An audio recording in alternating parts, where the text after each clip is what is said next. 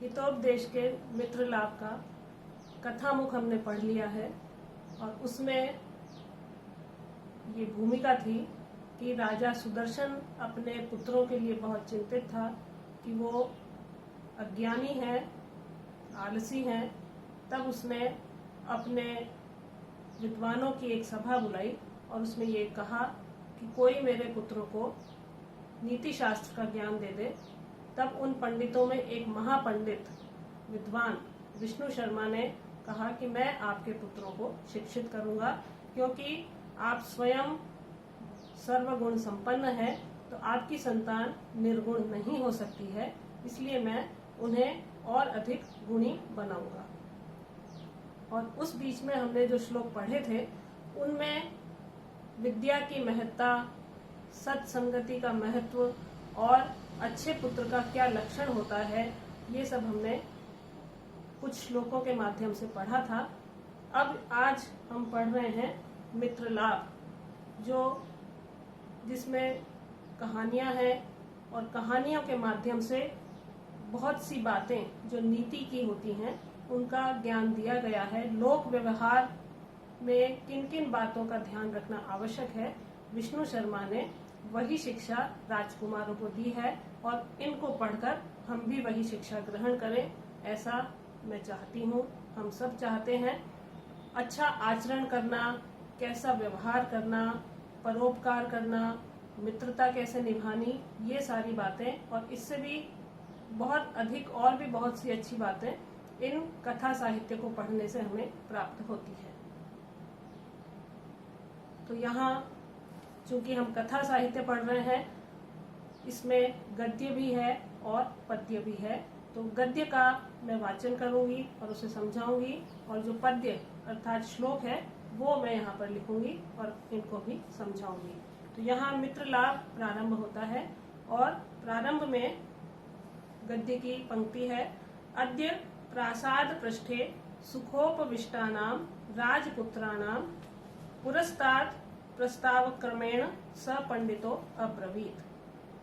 अथ इसके बाद जब राजा सुदर्शन ने अपने पुत्रों को विष्णु शर्मा के हाथों में सौंप दिया ज्ञानी बनाने के लिए या लोक व्यवहार का ज्ञान प्रदान करने के लिए, तो वहां से अब मित्र लाभ प्रारंभ हो रहा है कि जो राजकुमार हैं वो अब विष्णु शर्मा के पास हैं। और अथ अब इसके बाद प्रासाद पृष्ठे, उस प्रासाद के पीछे या महल के पास, महल के पृष्ठे या छत पर भी कह सकते हैं या पीछे भी कह सकते हैं, तो महल की या राजभवन की छत पर सुखोपविष्टानाम, सुख पूर्वक बैठे हुए राजपुत्राणाम, राजकुमारों को पुरस्तात प्रस्तावक क्रमेण, पुरस्तात सामने, प्रस्तावक क्रमेण प्रस्तावना के रूप में, स पंडितो अब्रवीत वह पंडित बोला। और यहाँ पंडित है विष्णु शर्मा। तो विष्णु शर्मा ने उन राजकुमारों से कहा, और क्या कहा, अब उसके बाद पहला श्लोक आता है। और ये भी हम प्रारंभिक कक्षा से जब संस्कृत पढ़ना प्रारंभ करते हैं तभी से कुछ श्लोक ऐसे हैं जो हम पढ़ते आए हैं और उनका अध्ययन हम वापस कर रहे हैं और इन श्लोकों को कंठस्थ करने की आवश्यकता है। काव्य शास्त्र विनोदेन कालो गच्छति धीमतां व्यसनेन च मूर्खाणां निद्रया कलहेन वा।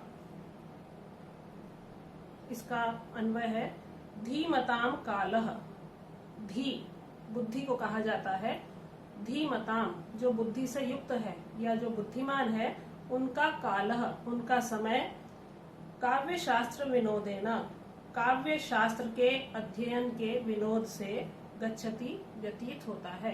काव्य पढ़ने में या शास्त्रों को पढ़कर आनंद लेने में बुद्धिमानों का समय व्यतीत होता है। और मूर्खाणाम जो मूर्ख हैं, अनपढ़ हैं, उनका व्यसनेन निद्रया कलहेन वा भवति। व्यसनेन व्यसन में बुरी आदतों से, निद्रया नींद करते रहने से, कलहेन और कलह करने से, परस्पर झगड़ा करने में ही उनका समय व्यतीत होता है। तो बुद्धिमानों का समय किसमें व्यतीत होता है और मूर्खों का समय किसमें व्यतीत होता है, ये इस श्लोक में बताया गया है। और ये सभी को कंठस्थ भी करना है कि बुद्धिमानों का समय तो अध्ययन के विनोद में, क्योंकि वो अध्ययन करते हैं और उसमें ही उन्हें आनंद आता है, उसमें व्यतीत होता है, और मूर्खों का समय बुरे व्यसनों में, बुरी बातों में, नींद करते रहने में, सोने में और लड़ाई झगड़ा करने में ही व्यतीत होता है। भिन्नता बताई गई है कि बुद्धिमान क्या करते हैं और मूर्ख क्या करते हैं। तो अब यहाँ से राजपुत्रों का जो अध्ययन है वो प्रारंभ हुआ है, और चूंकि राजकुमार छोटे हैं और बालकों को यदि मनोरंजक रूप से पढ़ाया जाए या कोई शिक्षा दी जाए या कोई उपदेश दिया जाए, उसमें यदि मनोरंजन हो या उनके लिए वो रुचिकर हो, तो उस बात को वो जल्दी ग्रहण करते हैं। इसीलिए विष्णु शर्मा ने जिसका आश्रय लिया है उनको नीति ज्ञान कराने के लिए, वो छोटी छोटी कथाएं हैं पशु पक्षियों के माध्यम से, तो मनोरंजक भी हैं और शिक्षाप्रद भी हैं। और उन कथाओं के माध्यम से विष्णु शर्मा ने 6 माह के भीतर उन राजकुमारों को शिक्षित भी किया, लोक व्यवहार का ज्ञान भी दिया, राजनीति की कुशलता से भी उन्हें परिचित कराया। तो यहाँ पहले ही श्लोक में हमने पढ़ लिया है कि बुद्धिमान और मूर्ख किस में समय व्यतीत करते हैं। इसमें व्याकरण है धीमताम, धी ही प्रशस्ता मेधा विद्यते येषां ते इति धीमताम, और इसमें बहुव्रीहि समास है, और धीमताम शब्द बना है धी में मतुप प्रत्यय लगकर धीमताम रूप सिद्ध होता है। काव्य शास्त्र विनोदेन, काव्यम च शास्त्रम च इति काव्य शास्त्रम, द्वंद्व समास है इसमें। गच्छति हम पढ़ते हैं, जैसे ही सबसे पहले व्याकरण पढ़ते हैं लट लकार पढ़ते हैं, और जो रूप याद करते हैं गच्छति, गच्छतः, गच्छन्ति। तो यहाँ पर आया है गच्छति, गम धातु है और लट लकार का ये रूप है। इसके पश्चात अब फिर गद्य आ रहा है जिसको मैं पढ़ रही हूँ। तद भवताम विनोदाय काक कूर्मादीनाम विचित्रा कथा कथयामि। तत् भवताम, इसलिए आपके, विनोदाय, विनोद के लिए या आपके मनोरंजन के लिए, विष्णु शर्मा कह रहे हैं राजकुमारों को कि मैं आपके विनोद के लिए या आपको मनोरंजन करते हुए काक कूर्मादीनाम, काक कौवे को कहते हैं और कूर्म कहते हैं कछुए को, तो कौवे और कछुए आदि नाम, आदि की विचित्रा कथा, विचित्र कथाओं को कथयामी, मैं कहता हूँ। तो आपके मनोरंजन के लिए अब मैं कहानी कहता हूँ, और किसकी कहानी? कौवा, कछुआ आदि की, और भी अनेक पशु पक्षी हो सकते हैं। राजपुत्रई उत्तम, तो राजपुत्रों ने उत्तम कहा। आर्य कथ्यताम, आर्य कहिए। विष्णु शर्मोवाच, विष्णु शर्मा ने कहा। श्रृणुत, सुनिए।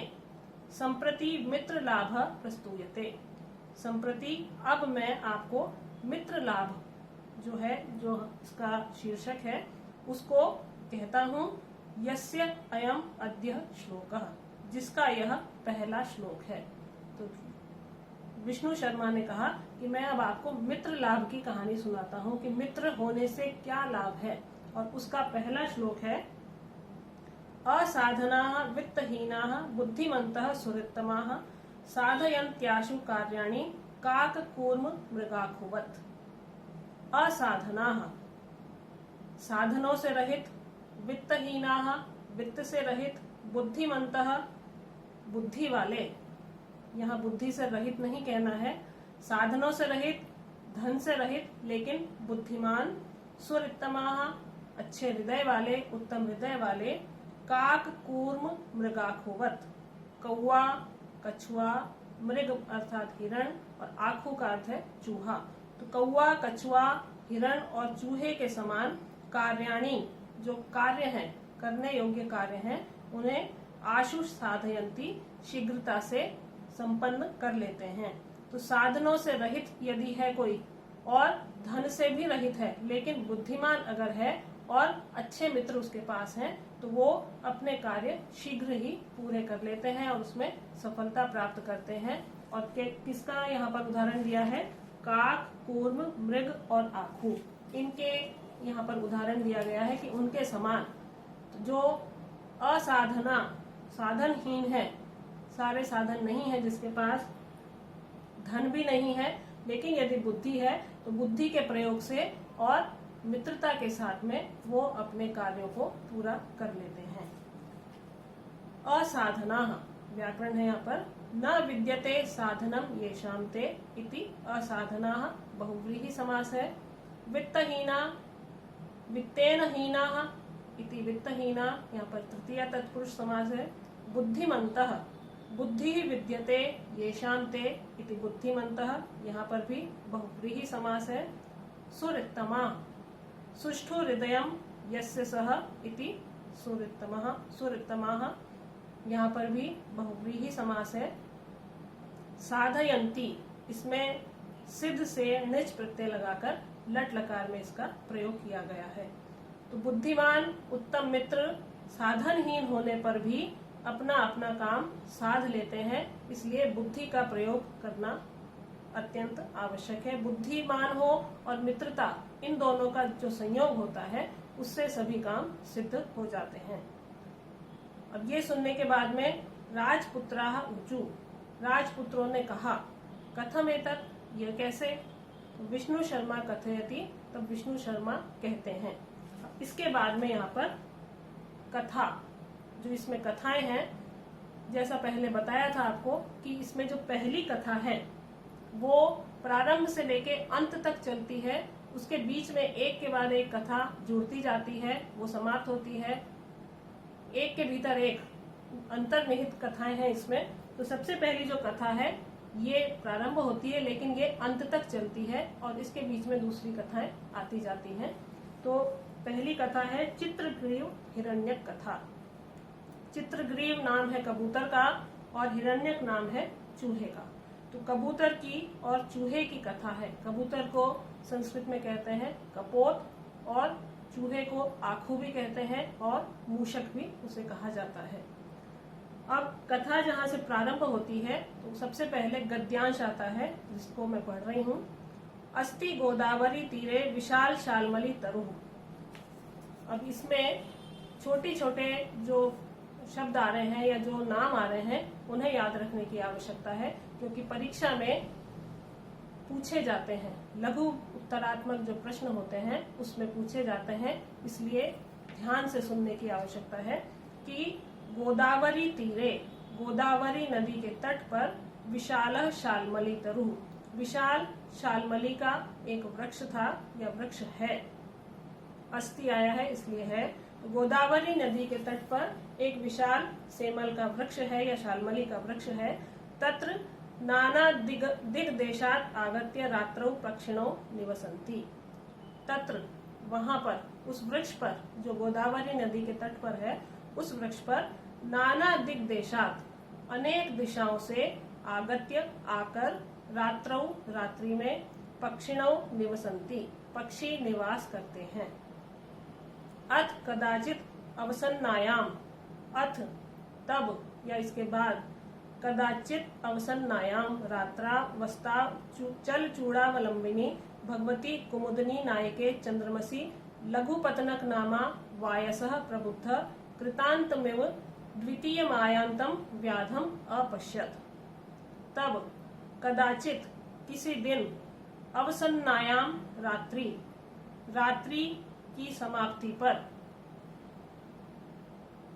रात्रि के प्रारंभ होने पर, अस्ताचल चूड़ावलंबिनी, अस्ताचल पर जाते हुए जो भगवती कुमुदनी नायिके, कुमुदनी का जो नायक है अर्थात कमलिनी का जो नायक है, कमल के नायक चंद्रमा को कहा जाता है, तो चंद्रमसी, तो चंद्रमा के डूबने पर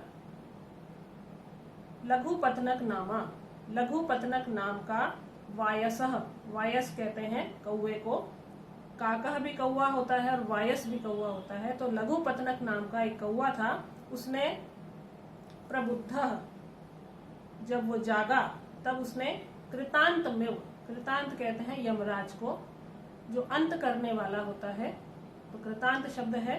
तो कृतांतमेव, कृतांत के समान या यमराज के समान, द्वितीयम, दूसरे यमराज के समान, जो वास्तव में है यमराज वो नहीं, लेकिन यमराज के समान उसने आयातम आते हुए व्याधम अपश्यत, व्याध को देखा, जो पक्षियों का शिकार करता है ऐसे शिकारी को उसने देखा। तो जब रात्रि समाप्त हो रही थी, तब प्रातः होने वाली थी, चंद्रमा भी अस्त हो रहा था, तब उस गोदावरी नदी के तट पर जो शालमली का वृक्ष था उस पर रहने वाले एक कौवे ने, और कौवे का नाम है लघु पतनर, उस कौवे ने एक व्याध को आते हुए देखा, और व्याध उसे कैसा प्रतीत हुआ? कृतांत में दूसरे यमराज के समान उसे प्रतीत हुआ कि ये आया है तो किसी न किसी को लेकर ही जाएगा, किसी न किसी पक्षी की मृत्यु होगी, इसलिए उसने ऐसा यहाँ पर कहा गया है कृतांत में यमराज के समान। तम अवलोक्य अचिंतयत, तम उसे अवलोक्य देखकर अचिंतयत उसने सोचा या वह सोचने लगा, कौवा अद्य प्रातरेव अनिष्ट दर्शनम जातम, अद्य आज प्रातरेव सुबह सुबह ही, प्रातः काल में ही, अनिष्ट दर्शनम अनिष्ट का दर्शन जातम हो गया है, अर्थात अपशकुन हो गया है। सुबह ही सुबह मैंने व्याध को देख लिया है। कौवा चूंकि स्वयं पक्षी है तो वो उसे व्याध को उसे यमराज की उपाधि दी है या यमराज के समान माना है, ये सही है, और इसीलिए उसने कहा कि सुबह ही सुबह अपशकुन हो गया या मैंने सुबह ही अनिष्ट का दर्शन कर लिया है। न जाने किम किम अनभिमतम दर्शयिष्यति, न जाने क्या मालूम या नहीं जानता कि किम अनभिमतम कौन सी अप्रिय घटना दर्शयिष्यति आज दिखाई देगी, या आज ऐसा कुछ ना कुछ बुरा होगा ऐसा मैं समझता हूँ, या मैं नहीं जानता कि आज मुझे क्या बुरा देखना पड़ेगा। इति उक्त्वा ऐसा कहकर तद अनुसरण क्रमेण उसका अनुसरण करता हुआ, उसके पीछे पीछे जाता हुआ व्याकुल चलितः व्याकुल होते हुए वह चलने लगा। तो व्याकुल होता हुआ कौवा उस व्याध के पीछे पीछे जाने लगा कि अब क्या बुरा होगा, क्योंकि सुबह सुबह इसका दर्शन हो गया है। क्योंकि अब ये अगला श्लोक इसमें आएगा, शोकस्थान सहस्राणि भयस्थान शतानि च दिवसे दिवसे मूढ़म आविशन्ति न पंडितम। दिवसे दिवसे प्रतिदिन, शोकस्थान सहस्राणि, शोक का जो स्थान है वो सहस्राणि वो हजारों हैं, भयस्थान शतानि च और भय के स्थान सैकड़ों हैं, मूढ़म आविशन्ति पंडितम न, मूढ़म जो मूढ़ है, मूढ़ बुद्धि का है या जो मूर्ख व्यक्ति है, उसे आविशन्ति उसे व्याकुल करते हैं, न पंडितम या पंडितम न, पंडित को या विद्वान को व्याकुल नहीं करते हैं। तो प्रतिदिन जीवन में सैकड़ों शोक होते हैं, भय होता है, लेकिन उससे मूर्ख व्यक्ति ही घबराता है, विद्वान या जो ज्ञानी व्यक्ति है वो इससे नहीं घबराता है। तो यहाँ शोक और भय का जो प्रभाव है वो मूर्ख व्यक्ति पर अधिक होता है, ये यहाँ पर स्पष्ट किया गया है कि बुद्धिमान व्यक्ति इनसे प्रभावित नहीं होता, मूर्ख व्यक्ति इनसे बहुत शीघ्रता से प्रभावित हो जाता है। तो ये यहाँ पर स्पष्ट किया गया है। तो पहली कथा जो है वो कबूतर की और चूहे की है, जो हम क्रमशः पढ़ते जाएंगे, और बीच बीच में दूसरी कथाएं आएंगी, उनका भी हम अध्ययन करेंगे।